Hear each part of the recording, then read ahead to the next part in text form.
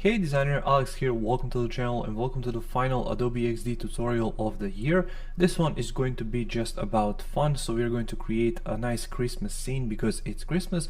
Happy Christmas, Happy New Year to everybody who is celebrating. I'm wishing you a successful and peaceful 2022. I wish you many design projects, I wish you a creative new year, and I wish that all of your wishes are going to come true. So as I said, in this video we're just going to do this for fun. We're going to create this Christmas scene in Adobe Xd. So without any further ado, let's get started. So here is how our Christmas scene is going to be set up. Now I got all of these assets from Envato Elements. I'm going to link them down below if you want to use all of these assets, but basically it's a video from this Santa Claus that you saw in the intro, and also the audio. I paired the video and audio in my video editing software of choice, which is Filmora Pro. You can also use Filmora X, or you can use any other video editing software of your choice. Of course, there is Adobe Premiere and softwares like those. If you're on a Mac, you can use iMac, you can use whatever you want. It's super simple. You just simply overlay the video on top of the audio, export it, and there you go.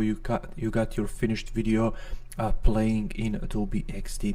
Then for the text, I also used the text from Envato Elements, which is the premium font, because I wanted something special for this Merry Christmas. And finally, for these snowflakes, I use a Lottie plugin, and I simply typed in snow, placed it this one, and simply connected all of the dots.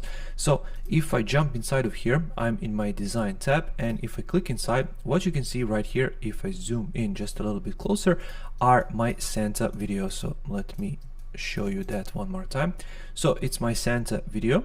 So I got a custom playback right here. What that means is if I switch to prototype, and when I click right here, you can see that we have end of playback trigger, and we also have the main trigger, which is tap. So I'm going to start the animation when I actually tap. You can use auto playback if you want to, and I actually recommend it, but I use tap just so I'm able to show you how it looks like once you actually get inside of the animation. So I'm using it just for the purposes of showing you, but you can use automatic playback if you want to. Then we have a second trigger, and you're adding a second trigger by simply clicking on this plus button, and the second trigger is end of playback. What end of playback means basically is after the video ends, I'm going to do auto animate. I'm going to change the destination to Christmas scene text, which you can see is this next artboard right here. I'm going to use ease out. This is going to be 1 second long, so duration is going to be 1 second, and after that we're going to jump into there. Then from there, what we have basically is I just simply used the time trigger for this entire second artboard, dragged it onto here, and we have transition, dissolve, ease out 0.2 seconds, because I basically wanted to fade as quickly as possible between my artboards. At the moment, as you're probably aware, in XD it's not really possible to do two things at the same time. So for example, play the video and Lottie at the same time, or play the video and this text animation at the same time. That's why in my original animation, as you saw in the intro, I have my video playing, after it ends, then the text starts, after the text ends, then the Lottie icons are going to play.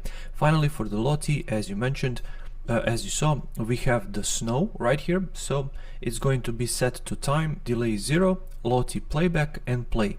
So that's the overall artboard. And basically what I did inside of the design for my icons is simply play automatically. So as long as you leave these snowflakes falling, they are going to fall freehand. Of course you can enlarge them, because as you can see, I simply placed them in the center of my artboard. That's because of the text, because once again this is just for fun, because it's that holiday time of the year. But of course you can scale this up to fill the entire artboard of whatever you are creating. So if I dive a little bit deeper into this, if I jump inside, we have the mask and Merry Christmas. So 2 layers of text, and you can see how I position them. So Merry is a little bit up top, Christmas is a little bit at the bottom, and then if I switch right to here, you can see that now we have the snow, and the snow here is at 0% opacity, and I simply left this play automatically in place. Then for the mask, you can see that Merry and Christmas are in the center of my artboard, and both of those layers are centered as well. And finally, if we switch back to here, you can see right here we have the opacity at 0 for the snow, and if I change back to here, we have it at 100%. So if I go ahead and play the animation now, it won't have any sound because of my recording device, but you can simply see how this is going to pan out. So once again, it's not going to start until I press play, until I click. Let me hide myself. So when I click, it's going to start, and you're going to be able to hear it from my speakers in the background. Basically, this entire animation is going to play. Text is going to jump in like so.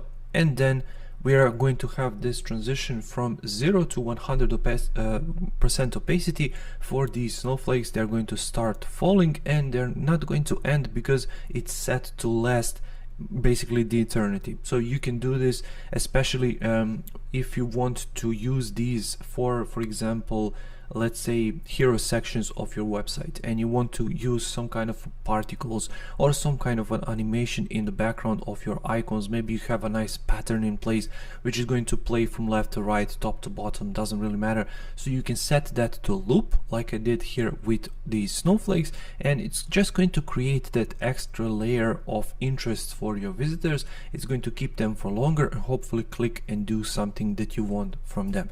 So basically that's it. As you can see, it's really quite simple to do this. Once again, this is just for fun. It doesn't have any real world purpose, for example, inside of a project, but you can see all of these techniques used right here in this example, and you can apply them to your real examples which are not created just for fun like this one is. Once again, thank you for watching. I wish you a happy new year. I wish you a successful new year and healthy new year, and until next year, take care.